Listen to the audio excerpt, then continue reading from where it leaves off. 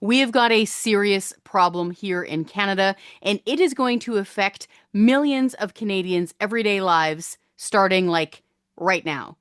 The federal government is very close to banning the sale of new, normal gasoline and diesel powered vehicles. Yes, this was a so-called mandate, okay, that was put through by the Liberal government a little while ago, and they are still plowing ahead with this. Here's how this is going to work. So you've got your vehicle, right?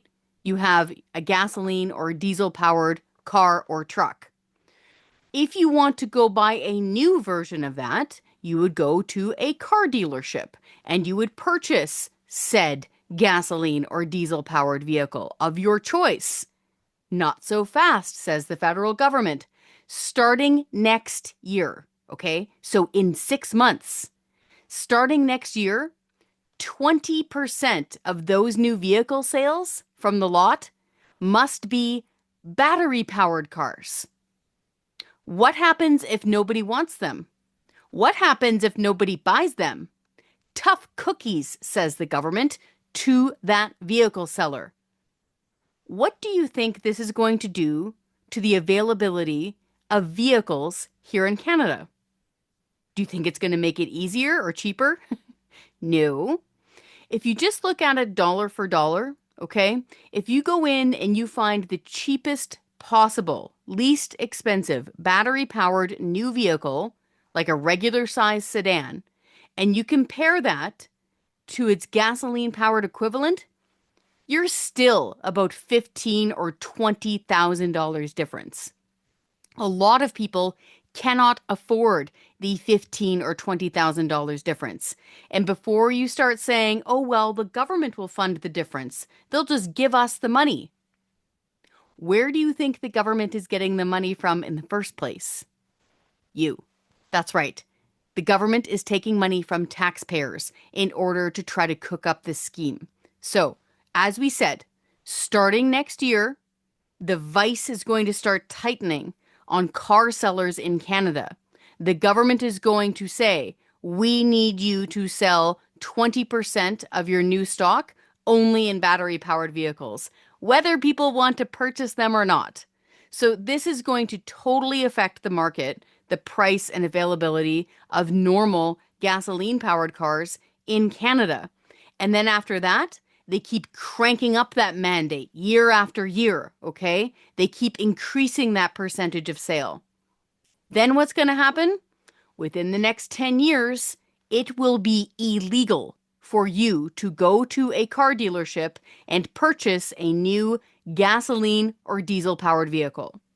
Okay, this is the wrong idea for a million different reasons. In fact, several billion different reasons. So let's get into it here. So, we can't afford this. Okay? Number one off the top, the government shouldn't tell you what kind of vehicle you get to drive. That's kind of a given. But with the money here, we can't afford this. Like I mentioned, purchasing a battery powered vehicle is still a big sticker shock for most working people. And most working people, about 50% of them right now, are broke, okay? They're within $200 of not being able to pay the electricity bill and afford groceries, let alone be in the market for a brand new battery powered vehicle. But I digress. Let's look at the big picture when it comes to costs, okay? Where is the electricity supposed to come from to charge all of these battery powered vehicles? Maybe you live in a province that sends you warnings on your phone saying, be careful, the grid is in danger. Nobody use your toaster or hairdryer for a little while because we don't have enough power. That's the state of play we're in right now in Alberta. Maybe you have a similar situation across Canada based on your own power bills, okay? Imagine if all of our privately owned vehicles were suddenly battery powered, okay? Forget about trucking and commercial, okay?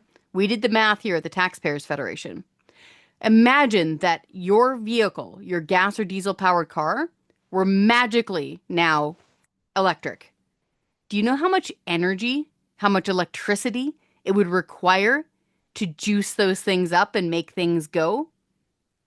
We did the math.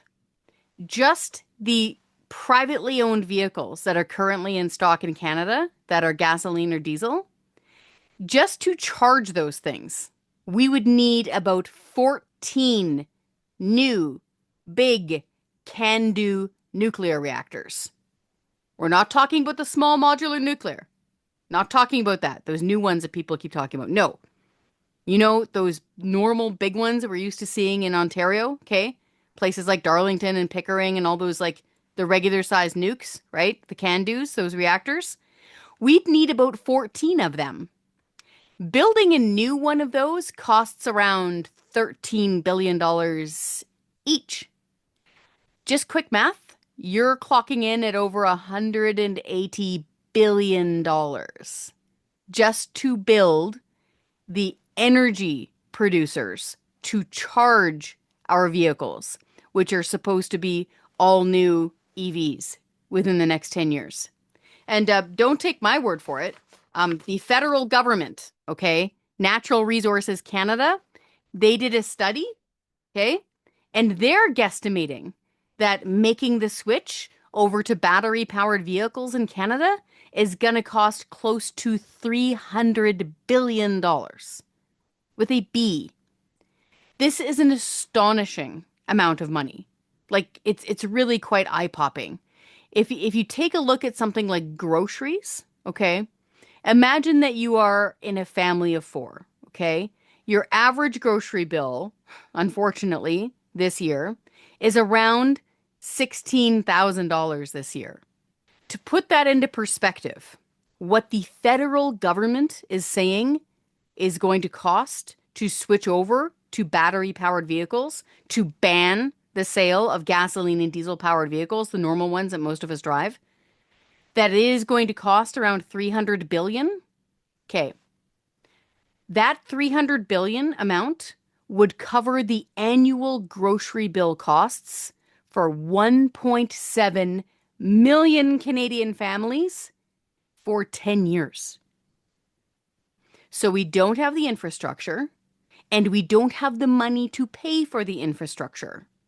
We are already more than $1 trillion in debt. The amount that we spend on interest payments on the debt eclipses what our line item is in the budget for the Department of National Defense. Yeah, it's like $1 billion a week we are spending on the interest on the debt. So we have unmoney right now. So this is where you folks come in. It is super important that this federal government scraps its plan, okay, to force people to only purchase battery-powered vehicles. If people want a battery-powered vehicle, that is up to them. By all means, go buy 6 and plug it in, right? Because that's up to you. But here's the thing. We don't have the money for the government to be getting involved in our driveways and climbing into our garages and telling us what vehicle to buy. We have unmoney right now. So, the homework here. Contact your member of parliament, especially if they're in the government, especially if they're a Liberal member of parliament. Tell them to scrap the plan to ban the sale of new gasoline and diesel powered vehicles. And again, folks, this is not a faraway thing that's happening in 10 years' time, okay? This is going to start kicking in. The restrictions start kicking in 6 months. If you want details on this, okay, go to our Taxpayers Federation website, taxpayer.com, okay, click on the newsroom and look up this article. The title is Trudeau's New Vehicle Ban is a Non-Starter. But unfortunately, Prime Minister Mark Carney, same as the old boss. They've said that they're planning to continue to ban these vehicles. So all of the data and links are in there.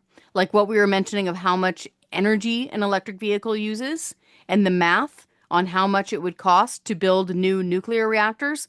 All of that stuff is in this article.